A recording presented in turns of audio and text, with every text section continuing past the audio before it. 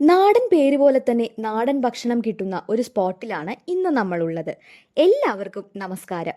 നല്ലപോലെ കുറുകിയ ബീഫ് സ്റ്റൂവും നാര് പോലെയുള്ള നൂൽ പൊറോട്ടയുമാണ് ഞങ്ങൾ ആദ്യം തന്നെ ഓർഡർ ആക്കിയത്. ഈ സ്പോട്ട് വേറെ ഏതുമല്ലാട്ടോ, ഇഡൻ കിച്ചൺ ആണ്.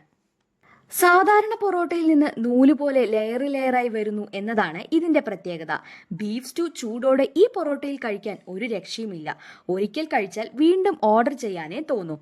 ഈ പൊറോട്ടയും ബീഫും നമ്മൾ മലയാളികൾക്ക് ഒരു വികാരം തന്നെയാണല്ലേ.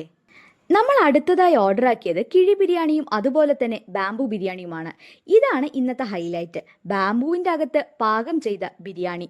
പുട്ടുകുറ്റിന്ന് പുട്ട് തള്ളുന്ന പോലെ ബിരിയാണി തള്ളും. ഒരു അടിപൊളി ഐറ്റം തന്നെ. കിഴി ബിരിയാണി ആണെങ്കിലോ വാഴയിലയിൽ പൊതിഞ്ഞ് ചൂടാക്കി പാകം ചെയ്ത ഒരു ഐറ്റം. ബിരിയാണി ആവട്ടെ ചിക്കൻ ആവട്ടെ നല്ലപോലെ വെന്ത ഒരു കിടിലൻ ഐറ്റം തന്നെ.